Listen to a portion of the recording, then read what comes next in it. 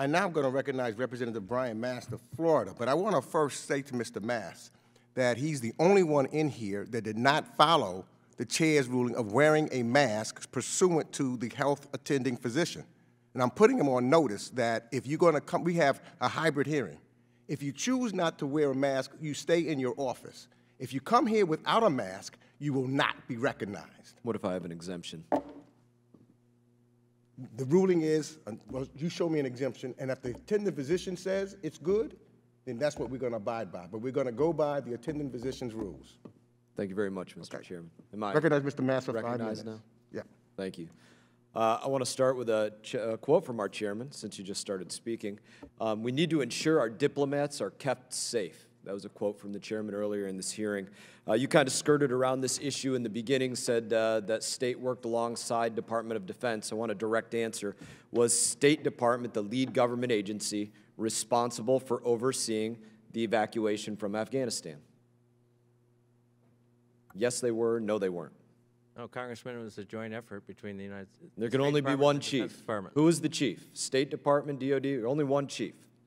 The ambassador in Afghanistan, Ross Wilson, who's technically the charge d'affaires, and Rear Admiral Pete Baisley were working side by side every day on the evacuation. So, State Department was the lead agency? Well, DOD, sir, had responsibility for the service members. Was State Department the lead agency? It's a yes or no. Was State Department the lead agency? It's pretty simple. I'm sorry, Mr. Mast, it's not a yes or no. We were working side by side on the evacuation, state and So your top two agencies. I'm sure all the Americans left behind are very proud of your work. Thank you for that. Now, I want to talk about law specifically. Under federal law, the Secretary of State must develop model contingency plans for evacuation of personnel, dependents, and U.S. citizens from foreign countries. That's law, 22 U.S. Code, Section 4802. The President announced April 14th the withdrawal from Afghanistan was going to be completed idiotically by September 11th. So you had months to develop this model contingency plan. Did you develop a model contingency plan? Sir, through all this spring and summer, we were working in coordination with U.S. Central Command on the non-combatant. Is there a piece of paper that is a model contingency plan that was created for the evacuation of Americans from Afghanistan? Is there a piece of paper that you wrote up that is the plan, the model contingency plan? I think the model contingency plan that the statute you cited addresses is a model plan framework that would be used. Is there a piece of paper that is a model contingency plan for the evacuation of civilians from Afghanistan? There are planning documents that relate to the non-combatant evacuation operation that we undertook. That's correct. So there's a model contingency plan sitting at State Department somewhere. It's not the model plan. It was the plan. So then you're out of compliance if there is not a model contingency plan. You're out of 22 Section U.S. Code Section 4802. You are out of that. You're out of compliance in that if there's not a model contingency plan.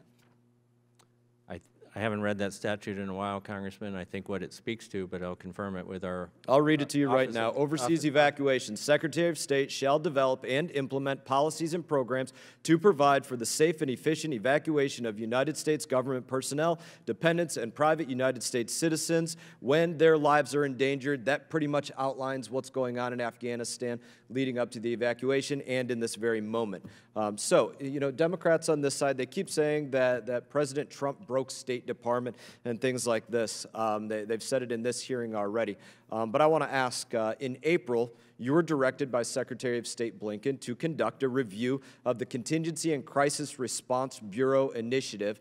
On June 11, you concluded your review of contingency and crisis response. In the midst of Afghanistan, pretty damn big crisis, you concluded that review. And so to reference your review here, I have it here, it's your name, Brian P. McKeon, Contingency and Crisis Response Bureau. Number one, you direct termination of contingency and crisis response. I'd like to submit this for the record. Mr. McKeon, directing the discontinuation and termination of Contingency and Crisis Response Bureau in the midst of everything going on in Afghanistan. I want to ask you a couple other questions. I think, sir, that's a memo from me. Yeah, I want to ask you a couple other questions. I didn't yield you any time to answer anything right now. Did the department develop a contingency plan for the accountability and the evacuation of locally employed staff?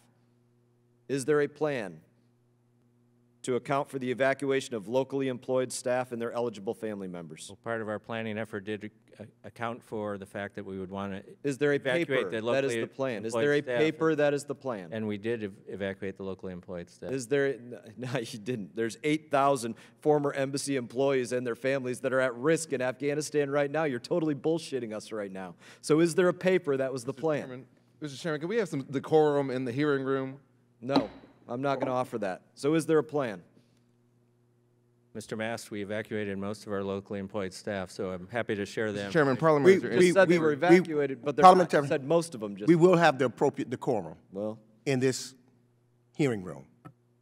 I would not allow inappropriate decorum in this hearing room and before this witness. Gentleman may proceed. happy to. Okay, do you have a contingency plan for the accountability and secure movement of weapons, ammunition, and other sensitive items that belong to State Department? Is there a written up contingency plan for the weapons, ammunition, sensitive items? Gentleman's time has expired. I'll bet you don't want I to know now the answer. recognize Representative. I want to yield my time to the gentleman, and I stress the word gentleman from Florida, Mr. Mast. Thank you.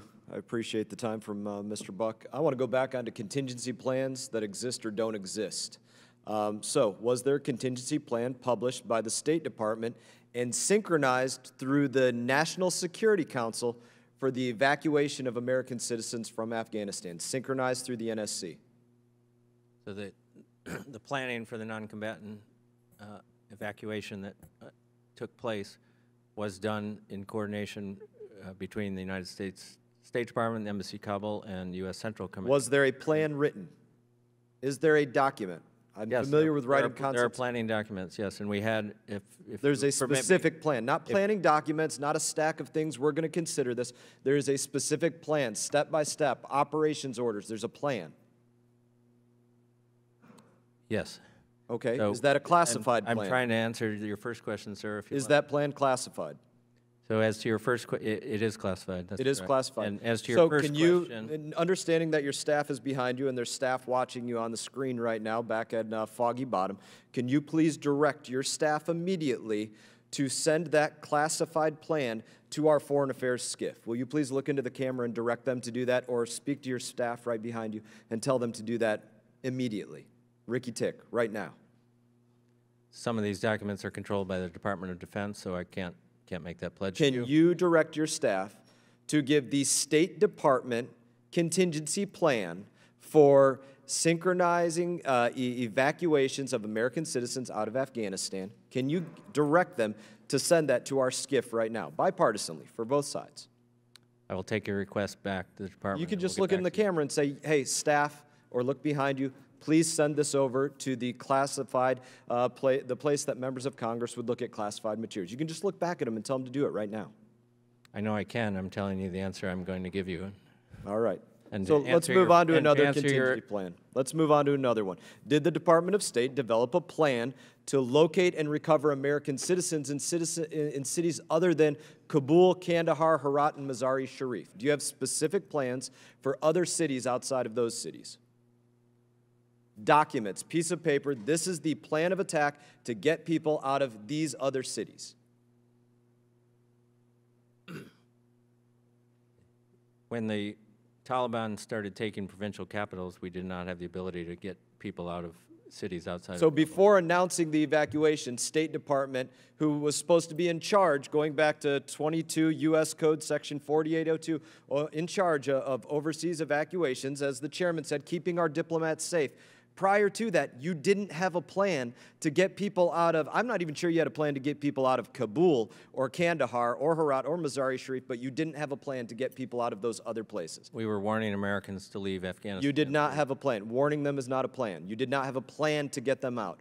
Warning them is not the same as a plan of evacuation. But let's Well, go to the standard approach, Congressman. if let's we go to say is- warning them. I want to go to warning them. When was the last time prior to the middle of the evacuation that you updated the F-77 report for Afghanistan of U.S. citizens that were in Afghanistan? You've said that you don't keep track of them, but then you just said just now that you were warning them. So when was the last time that State Department updated the F-77 report for Afghanistan? I'll have to take that one for the record. Okay, I will look forward to getting an answer back on that one. So let's ask for another contingency plan here. An estimate from the intelligence community or international organizations such as the UN High Commissioner for Refugees regarding the anticipated refugee outflow that would be triggered by this U.S. withdrawal. Was there a specific concept of operation for you, a specific contingency plan for all of those refugees that were going to seek to leave Afghanistan as a result of the U.S. leaving? That's right up the State Department's alley. Is there a piece of paper document contingency plan? I know we had planning assumptions and conversations with UNHCR about the possible refugee flows and estimates thereof, but these are all human beings. A specific document which would tell us exactly how many refugees are going to go where. So assumptions. There were assumptions, not a specific plan. There were assumptions on what the possible refugee flows would be and what the funding requirements would be.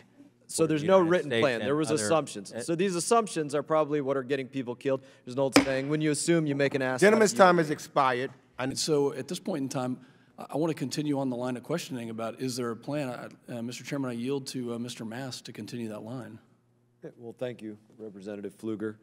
Let's just answer that question. Is there a written plan for assisting these outside agencies with getting civilians outside of Afghanistan? Is there a written plan?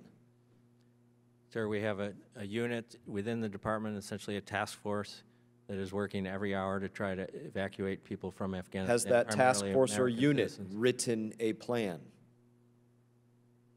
They're working from a standard practice that they've undertaken in the last 6 weeks, learning every time that we do a flight, whether it's out of Kabul or in Did they coordination write with down a people. plan, or are they shooting from the hip like Yosemite Sam? I'm not trying to be a poet. They are guided by planning factors. I don't know if there's a written plan. So this is, again, an ongoing problem. We've gone over how many places are there not plans regarding the evacuation and the withdrawal from Afghanistan, over and over and over again. Not a plan for civilians, not a plan for citizens, not a plan for embassy workers, not a plan for ammunition and materials, not a plan for what Mr. Pfluger is bringing up. Congressman, we wouldn't have been able to evacuate the embassy in 48 hours and put American forces at HKIA in about 72 hours without planning. You wouldn't have had to evacuate the embassy in 48 hours if there was a plan. That's the whole point of what we're saying here. If you had a plan in place, we wouldn't have had those emergency situations playing out in the exact same way. But you didn't have a plan. That's not accurate. You have not testified to the fact that you have a plan that you can produce to us. You keep avoiding these questions. You're not willing to get your 3 staff members sitting behind us to say they'll commit to giving us a copy of the plan. That's a fact. That's just today. As I told you earlier, Congressman, some of these planning documents are Department of Defense's. I can't commit on behalf of another department. You And can these commit what you documents have. These documents are classified. Will the gentleman yield? It's yours.